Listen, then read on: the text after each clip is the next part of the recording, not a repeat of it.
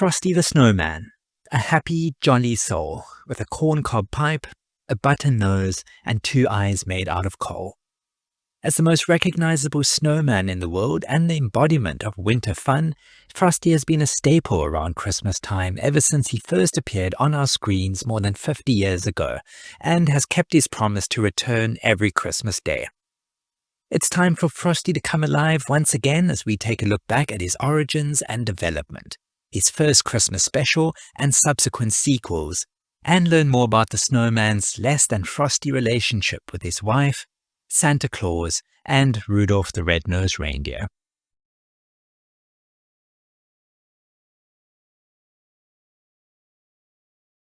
In 1949, Gene Autry's recording of Rudolph the Red-Nosed Reindeer hit #1 on the US charts the week of Christmas.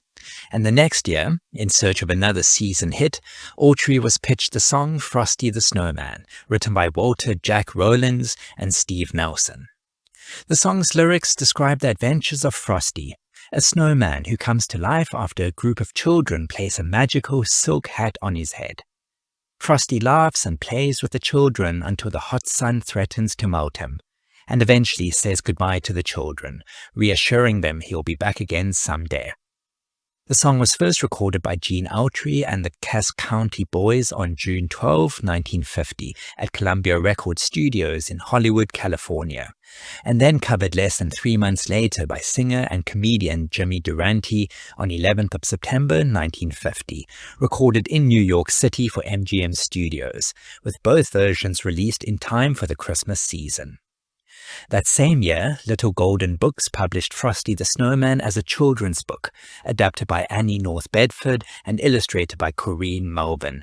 And later that year, the UPA studio brought Frosty to life in a 3-minute animated short in UPA's characteristic limited animation style, set to a bouncy, jazzy, a cappella version of the song. In 1969, Rankin-Bass Productions produced a 25-minute television special, Frosty the Snowman, in collaboration with Japanese animation studio Mushi Production. Produced and directed by Jules Bass and Arthur Rankin Jr., veteran Rankin-Bass writer Romeo Muller adapted and expanded the story for television, as he had done previously with the stop-motion production of Rudolph the Red-Nosed Reindeer. The 1950 UPA version featured a simple design for Frosty, and Arthur Rankin Jr. and Jules Bass wanted to give the show and its characters the look of a Christmas card, and so hired greeting card and legendary Mad magazine artist Paul Coker Jr. to illustrate the character and background drawings. On Christmas Eve and the first snowfall of the year, children are at school enjoying a magic show given to them by a bumbling magician named Professor Hinkle, described as just about the worst magician in the world. And when his act goes wrong, he throws away his magician's hat in disgust. After school, the school children enjoy the first day of snow and build a snowman, naming him Frosty. When the magician's discarded hat is placed on his head, Frosty comes alive, his first words spoken being, "Happy birthday!" And he is amazed to be alive as he dances and plays with the children.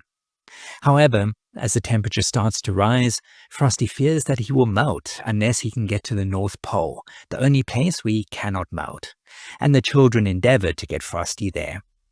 He is accompanied on the journey by Karen, the only one of the children to be named in the special, as well as the magician's rebellious rabbit, Hocus Pocus, and the trio travel on a train in a refrigerated box cart in order to preserve Frosty during the trip, all the while pursued by the magician, Professor Hinkle, who wants his hat back after realizing it is magical.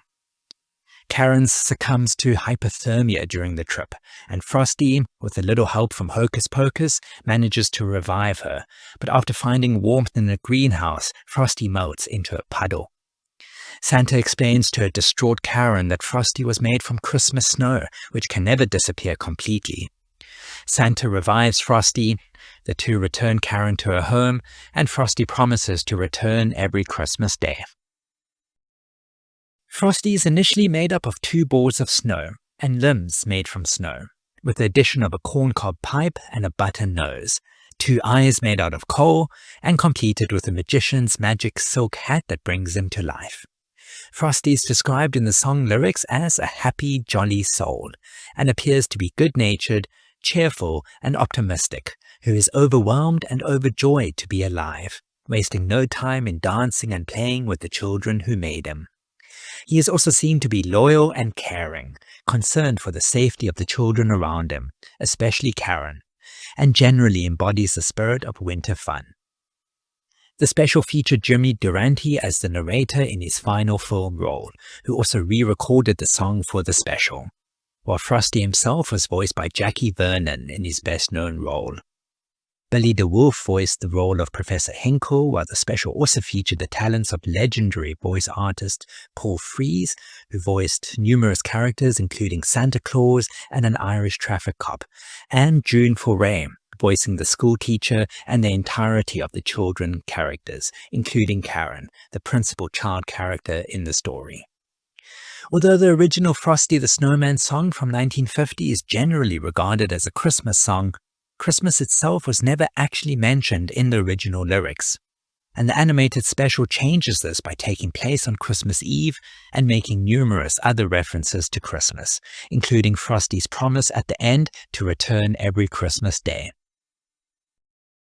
Frosty the Snowman first aired in the US on December 7, 1969, on the CBS television network, airing immediately after the fifth showing of A Charlie Brown Christmas, and was ranked as the #1 television program for the week. The special aired annually for the network's Christmas and holiday season until 2023, after which NBC acquired the broadcast rights to Frosty the Snowman and continues to air it yearly. Frosty the Snowman received positive reviews at the time of its release, although only a moderate reception compared to other Christmas specials around the same time, but has grown in popularity ever since, becoming a staple among animated Christmas specials, and Frosty the world's most recognizable snowman. Frosty would return in a number of sequels, the first being Frosty's Winter Wonderland, released by Rankin-Bass in 1976, with the animation this time produced by Topcraft in Japan. The sequel was also written by Romeo Muller, although this time narrated by Andy Griffith. The plot of Frosty's Winter Wonderland follows Frosty returning from the North Pole after many years and reconnecting with the children of the town, who decide to build him a wife made of snow to keep him company. Frosty names his new wife Crystal, who comes alive when Frosty hands her a bouquet of frost flowers, which he made from the snow. The sequel introduced the character of Jack Frost as the new antagonist, who is jealous of Frosty's popularity with the children and even attempts to ruin the wedding of Frosty and Crystal, until the two invite him to be the best man at the wedding and the three become friends. Jack even decreases the temperature so that winter can be extended and Frosty and his wife don't melt. Frosty's Winter Wonderland takes place later in the winter season and is based upon the 1934 song Winter Wonderland, making no mention of Christmas. Jackie Vernon returns to again voice Frosty, as does Paul Frees, who voices the same traffic cop character from the original, as well as the character of Jack Frost. Both Frosty and Jack Frost returned in 1979, this time in the Rankin-Bass stop animation special Rudolph and Frosty's Christmas in July, which, as the name would suggest, takes place on the 4th of July, and which also featured characters from Rudolph the Red-Nosed Reindeer. It's a convoluted and action-packed story involving Rudolph and Frosty teaming up with Jack Frost to defeat an evil wizard who wants to steal Frosty's hat, extinguish Rudolph's nose, and trap Santa, voiced by Mickey Rooney, all in an attempt to conquer the North Pole. This would be the final Rankin-Bass production to use Rudolph and Frosty, and the only one to feature a stop animation form of Frosty, who was voiced by Jackie Vernon for the final time. Frosty returns in Frosty Returns, a 1992 television special starring John Goodman as the voice of Frosty the Snowman.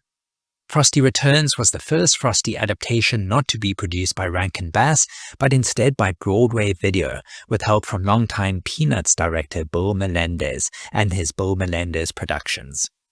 Broadway Video was an entertainment studio founded by Lorne Michaels, creator of the sketch comedy television series Saturday Night Live.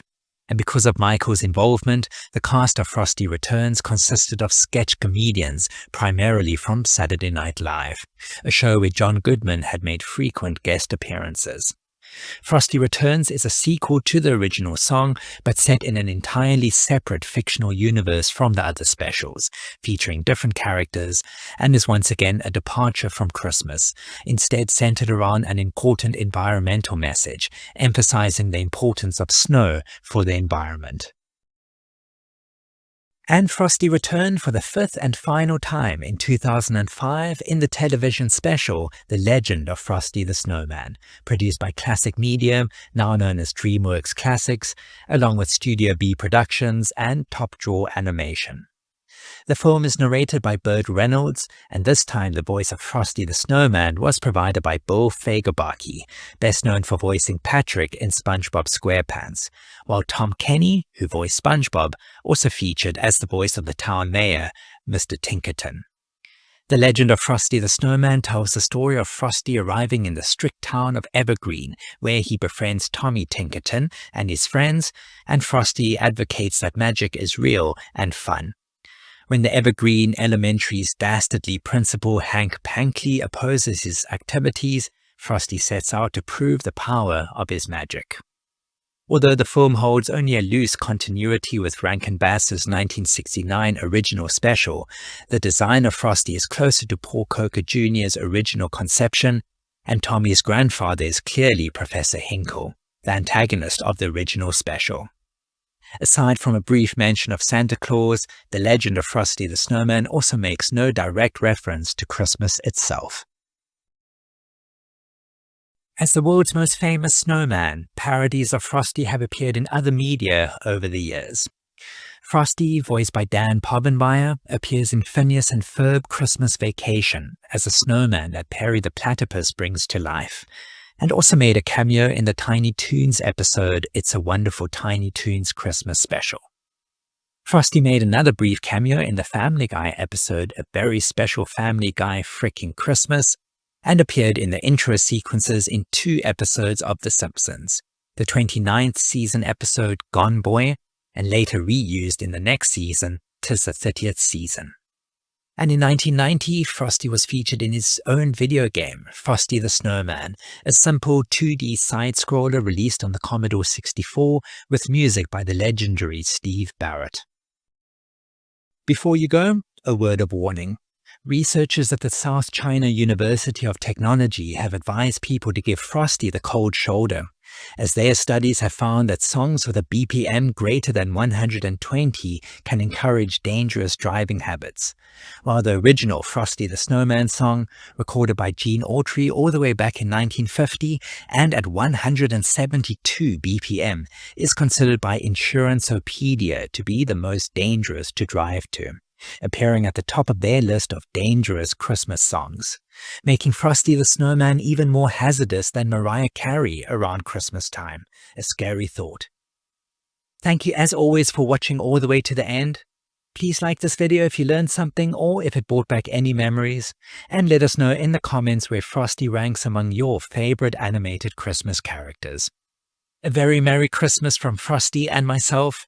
And thank you to all of you for watching my videos this year and for your continued support. I promise to be back again in the new year with another video already in the pipeline. So until then, stay safe this silly season and stay tuned for more cartoon history.